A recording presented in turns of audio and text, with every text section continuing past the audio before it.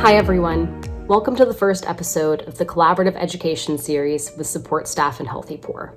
My name is Laura Kelton and I am one of the co-founders of Support Staff here in Chicago, Illinois, and I've been working in the hospitality industry for 13 years. For those of you who may not be familiar, our organizations are actively working to increase the knowledge and awareness of mental health in the hospitality community. So we thought we'd start at square one.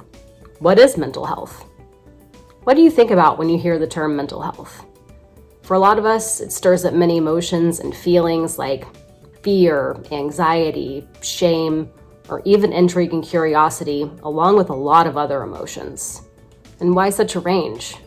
Well, a lot of that can be tied to the fact that historically our society has not done the best job in educating on the topic of mental health. And truth be told, it is something that our society is just starting to understand, and we have so much more to learn. Because of that lack of education, there are a lot of myths, misconceptions, and misinformation about what mental health is and how it affects us.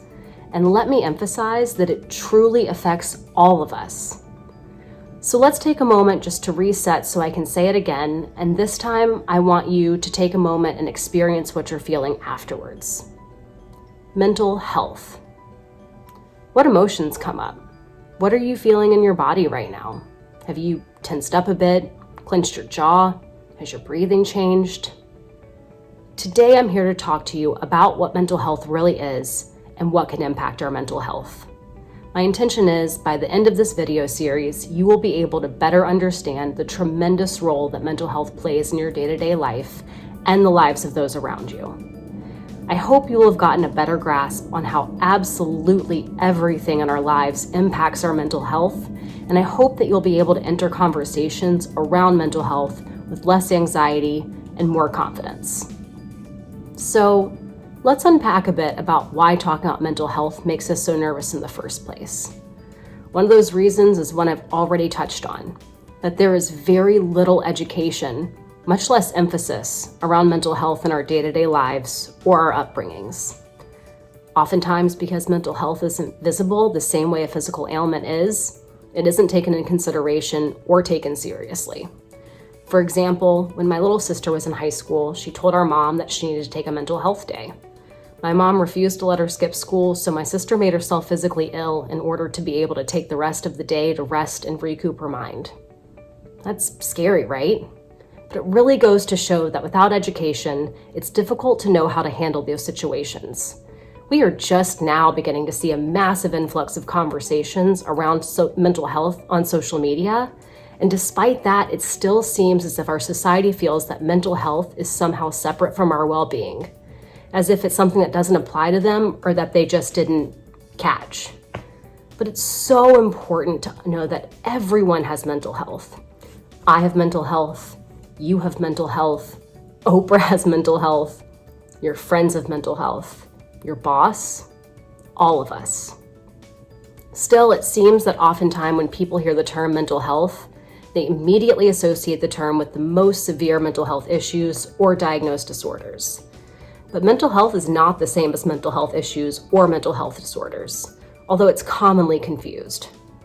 It's not surprising that our minds are automatically geared to think of mental health in such dramatic terms, with the way that it's depicted in the media that we're surrounded by every day. TV shows, movies, and even music often heavily dramatize and misrepresent the most severe issues, vilifying characters that experience these issues or depict seeking help as a form of weakness.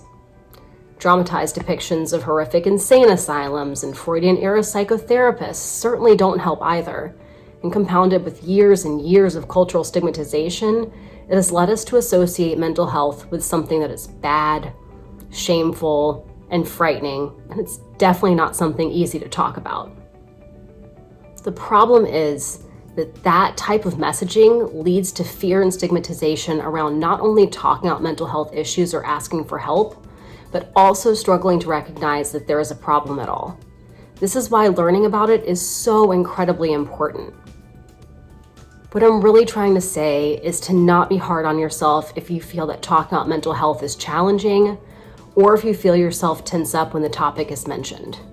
Based on what we've experienced, been told, and seen, That's completely natural.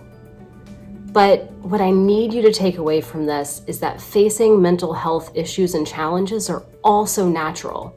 And because of that, it is truly up to all of us to normalize talking about these subjects, both our positive mental health experiences and its challenges. So now that we understand some reasons why conversations around mental health can be so stigmatized, check out the next video to learn more about what mental health really is.